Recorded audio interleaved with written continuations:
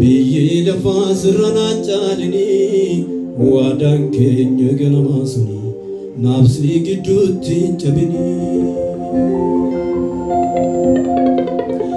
Iddoo na keessa nannabinii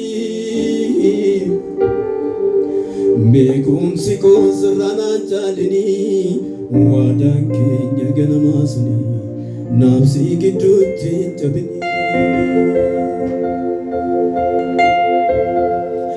Iddoo na keessa nannabinii biyyi lafaa sirranaan caalanii waadaan keenya ganamaa suni naabsii gidduutti hin cabinii. Iddoo na keessa nannabinii qabeenyi koo sirranaan caalanii waadaan keenya ganamaa suni naabsii gidduutti hin cabinii. Yoo na waamte waachuu na barbaanna mul'achuu dafee dhikee garuu hin taane naaf baay'ata yaadni kee. Yoo na waamte waachuu na barbaanna mul'achuu dafee dhikee garuu hin taane naaf baay'ata yaadni kee. Iddoo na keessa nannabinii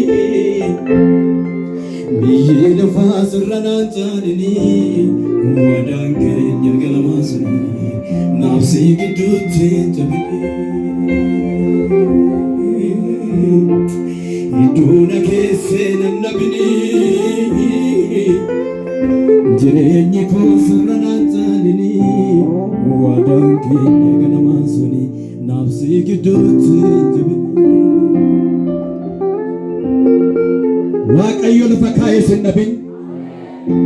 Harka keessan gara Waaqayyootti ol kaafadhaa.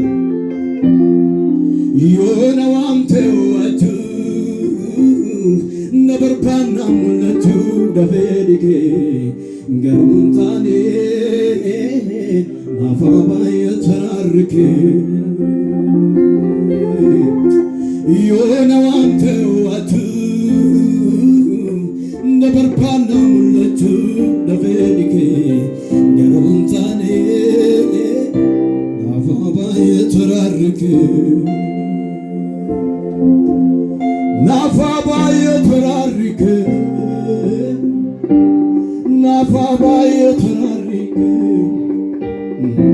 Naaf baay'ata yaadni kee.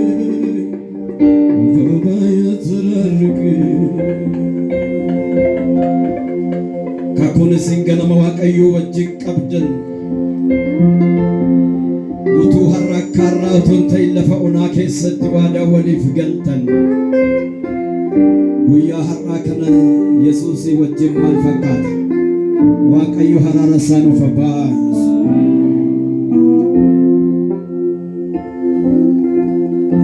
Biyyi lafaa bifa qabu silaa buburreedha.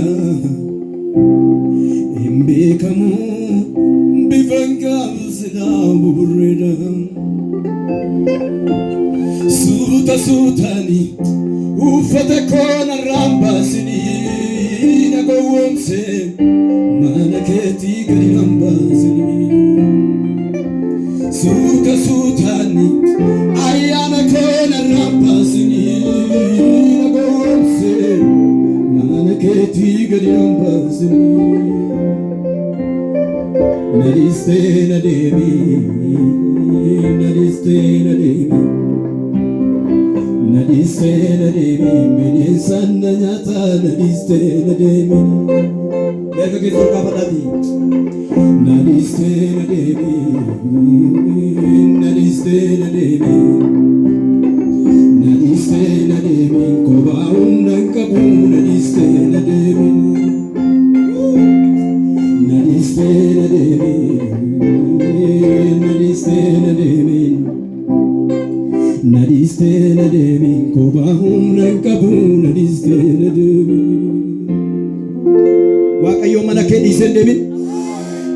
Alabadiasa tikabosh lalabahadiasa. Waaqayyo waldaa kee seera deemin. Waaqayyo tajaajila kee seera deemin. Alkoon fuudhi. Bara kanatti fakkaateera namni baay'ee waan jiru uffata waan uffatee deemuuf Waaqayyo garuu isa dhiisee deemera. Waaqayyo qe'ee kee seera deemine.